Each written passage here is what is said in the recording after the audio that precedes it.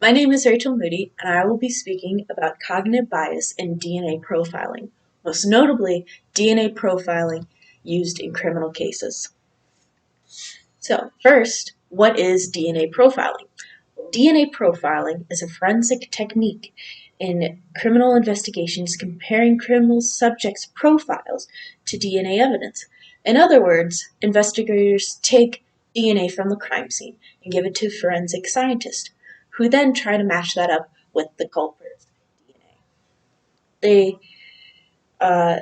As noted from Science and Justice, the process of collecting and analyzing DNA can be ambiguous, fully depending on individual interpretations.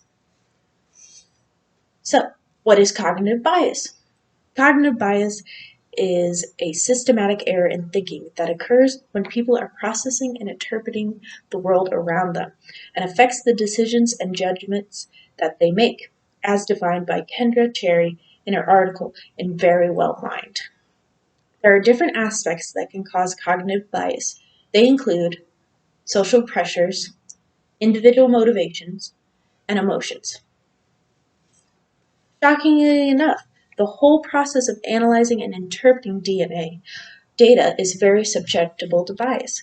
In fact, a lot of cases are affected by faulty forensics, as seen in this bar chart.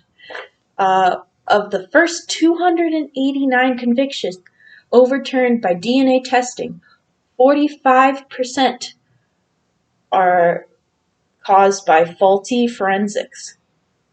That is the second most reason for wrongful convictions.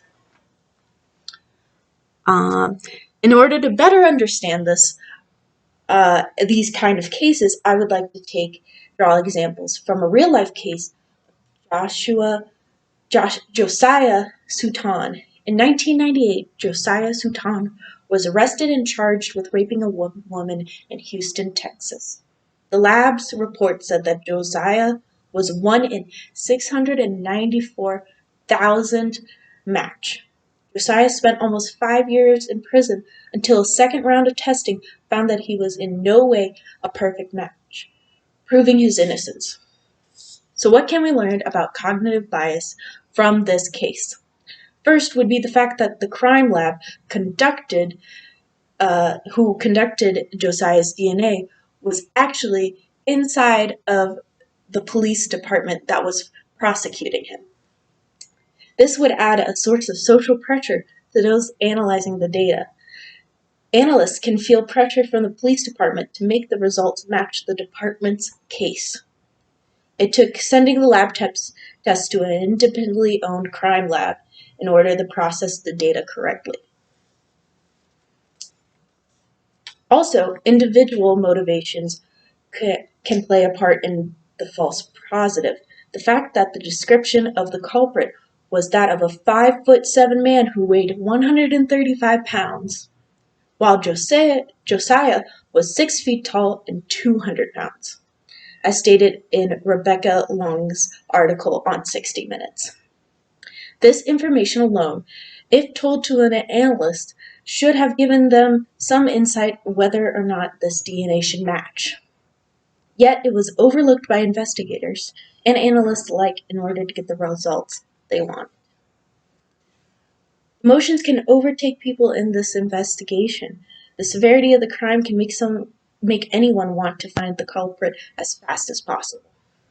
Sadly, this may cause these people to make mistakes they wouldn't have otherwise if they didn't get emotionally attached to the case.